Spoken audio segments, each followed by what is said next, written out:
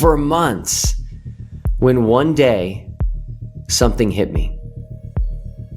I couldn't believe it. We all completely forgot about something big. All this focus on the sun and the 24-hour sun and the sun never setting made us completely forget about the moon. Yes, the moon. Ladies and gentlemen, the globe doesn't just have a 24-hour sun in Antarctica. That's right. The globe also has a 24-hour moon. And I've searched YouTube high and low, and I cannot find a single video on YouTube of a 24-hour moon in Antarctica. Wait just a minute. This has to be the worst research narrative ever pushed by the New World Order ballers in space shills. Fake pastor Will Dufas reads scripts, and the space ballers scriptwriters like McToon fight the fat earth. Red's Rhetoric and Astronomy Live completely botched this script. Not only were we the first so-called flat earthers to cover the so-called final experiment, but we immediately pointed out that not only is there a 24-hour sun in Antarctica, but the moon also stays above the horizon for 14 days at a time.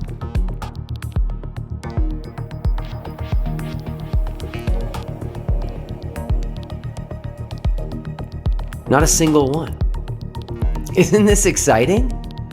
The fact that I cannot find a single video on YouTube of a 24-hour moon in Antarctica means one of two things. It either means that the globe is a lie and the earth is flat, and because the earth is flat, there is no 24-hour moon, and that's why there's not a single video on YouTube of it. This is absurd. This up 14-day moon footage was shot by Robert Schwartz. That is the source of almost all of the 24-hour footage of the sun in Antarctica. Or it just means that no one has videoed a 24-hour moon and put it on YouTube. It was reposted 5 years ago by Where's Wally, who was a final experiment participant for the Spaceballers. Sorry to ruin your aspirations of being the first to share a 24-hour moon, but that was done a long time ago, and it isn't just 24 hours, it's 14 days. And no, it's not because that is impossible on a plain Earth. You have perfectly inverted the truth, because that only works with the model of Earth we share, and it falsifies the balls in space model. I am incredibly excited to announce that the final experiment is not only going to attempt to film a 24-hour sun in Antarctica, but I am personally going to attempt to procure a video of a 24-hour moon. Procure a 24-hour moon video? Procure? Let me procure that video for you. Let's go back to June 21st, the summer solstice, to get that for you.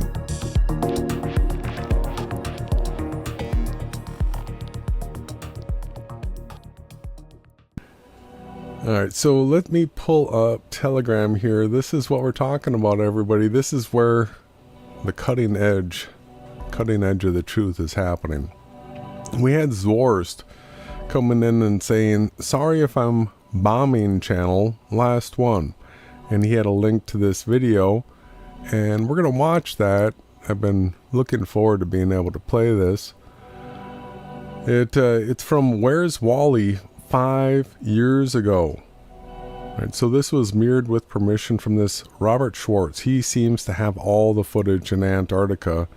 And yeah, Zworst gave it a heart, and I know why. Right? We're all going to have to check out this footage. And then the rest of the comments, obviously this is a huge AE map model debunk, but we're going to watch the moon above the horizon for 14 days at, well, it says the South Pole, but it's not all the way there, come on.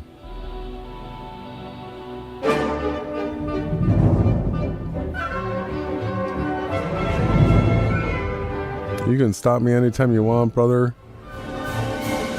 I want to point out a few things about this. There are a few cuts within this footage, but if you watch the guy's videos, you got to understand that batteries have to be changed and things like that. So every once in a while you'll see a splice on this, but other than that, it's pretty clean. It's really clean. Yeah. It tracks the moon, and as you can see here, the moon is not going above the horizon as we're doing 360s, right? No. All right, so 360s are a full day, and what we're actually going to see is the moon go through its phases. So we're going from a full moon, and I'll let you guess what phase we're going to. But notice there's stars up in the sky here. All right, look at the path of the star right here. Look at the path of the moon.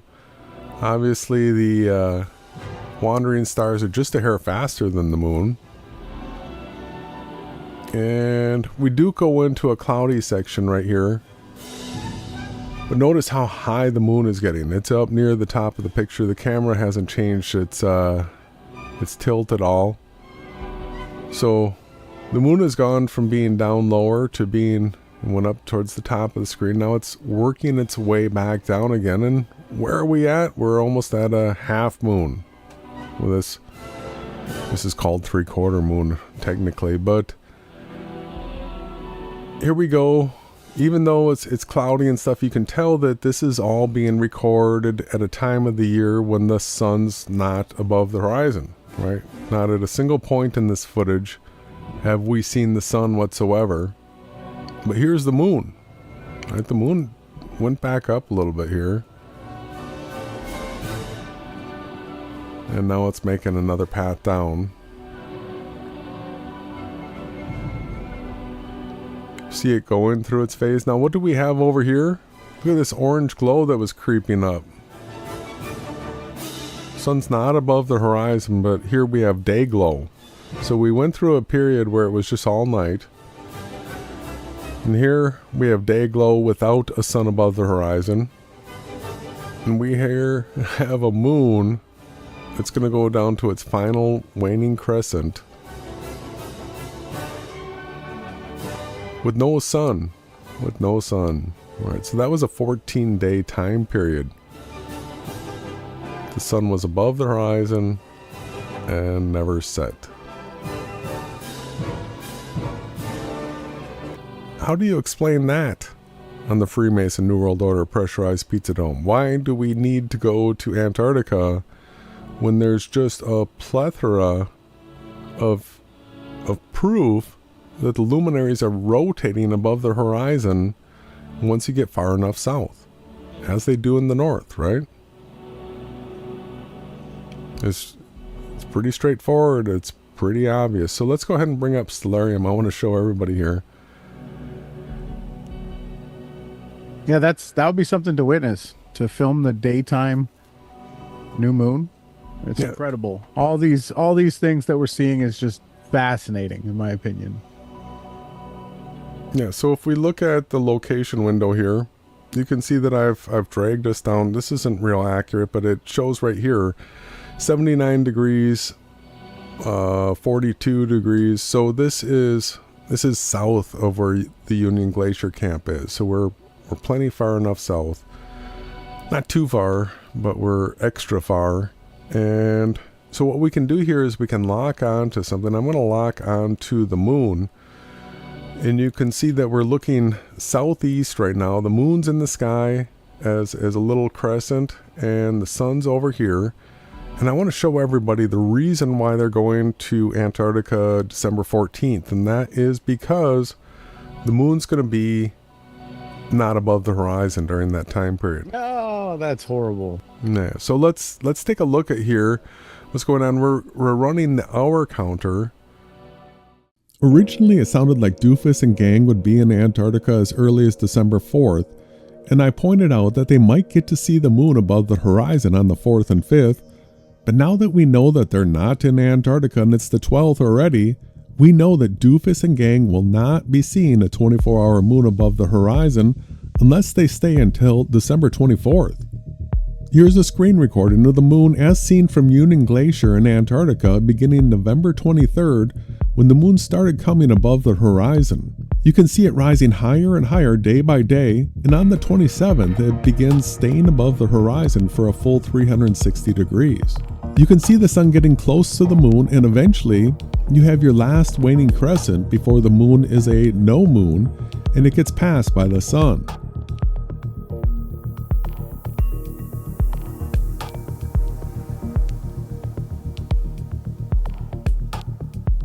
Then once the moon is far enough away from the sun, the new moon crescent is spotted and the moon continues growing to a full moon when it's 180 degrees from the sun in the sky.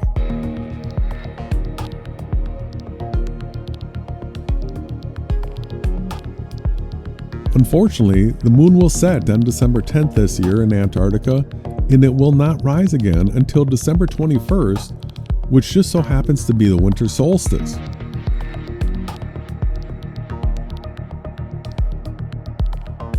The day the heliocentric balls in space model predicts a 90-degree sunrise and a 270-degree sunset only at the equator. Of course, we know that is not what will happen. The sun will be rising south of east and setting south of west everywhere in the world, unless if you are south of 66.5 degrees south latitude, in which case the sun will stay above the horizon.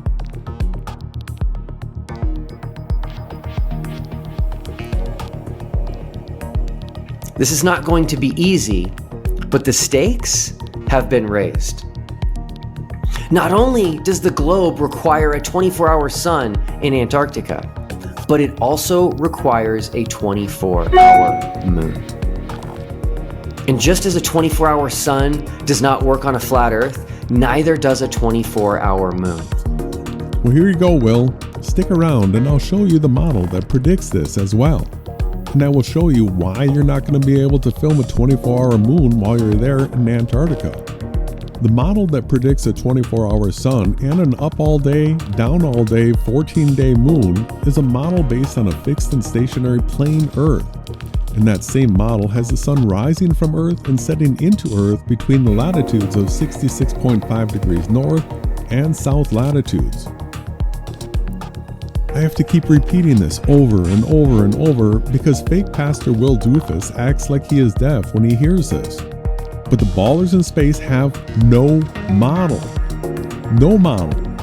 They cannot point to a single model that shows the sun moving in the directions it is said to be moving, that shows the Earth and moon and anything else to scale while everything is in motion.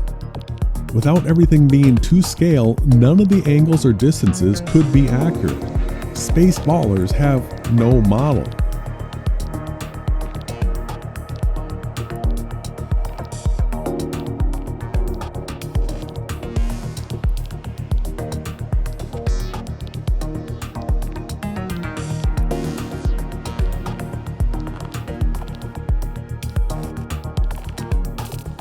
Here is the moon through to its next new moon, January 1st, 2025.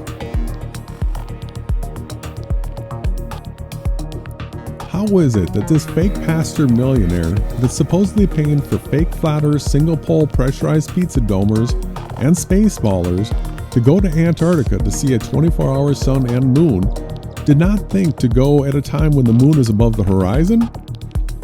And so what really happens in Antarctica? Is there a 24-hour sun? We will know within days. Is there a 24-hour moon? Well, stay tuned. If I can obtain a 24-hour video of the moon, I will upload it to our channel, and it will be, to the best of my knowledge, the first video ever of a 24-hour moon put on YouTube.